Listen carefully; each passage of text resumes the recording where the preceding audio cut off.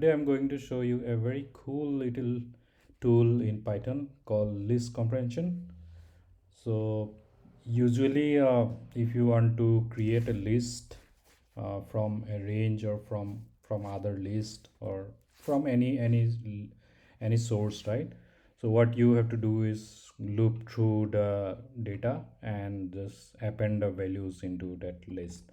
For example, in this example here, I initialize a variable called new list and I loop through a range of 10. So range of 10 basically gives a number from 0 to 10, 0 to 9 in fact. And then I append a value to this new list variable. And if I just print this, it should show you all the values that is get added. So this can be done using list comprehension with very minimal code and very efficient and easy to understand as well. So let me show you that. This same example I'll show you in list comprehension. So let's say new list again, and what you have to do is just write the loop first for x in range of 10, and at the beginning you have to say what variable you want to print, right?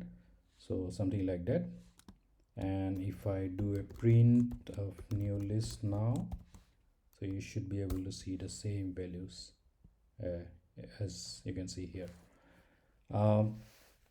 Another example I can do is let's say find even numbers from a range. So let's say even list, same comprehension. This time I would say x for x in range of, let's say 15 this time, and I have to add a condition if x module 2 equal to 0, and if I print it again, it should show me all the even numbers as you can see here. For odd, you can do same for the odd also, but just you have to change the condition here as you can see here. If you have to do this in a for loop, you have to add a condition here if x module 2 equal to 0, then you have to do something like that. So that's more of a code, right? So in list comprehension we can do everything in one line. Now let me show you another example. Let's say you want to do something with the value that you get from the range. Let's say result equal to let's say the variable name I give a different this time, for new value in a range of 20 this time. And suppose you want to multiply the value with, let's say, or I would say square it, right? So it's an example of square rooting all the values what you get from a range of 20. So if I print it, as you can see, so every number is getting squared, right? So similarly you can do any other stuff that you can think of. In some cases here you can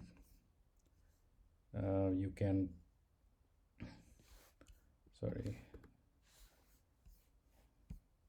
let me remove few of the lines so that it appears properly. So let's say what example I can do. You have an example where you want to find out which you have given a list, for example, input list, and you have been given a list of some number 2 5 7 8 9 10, 3, whatever.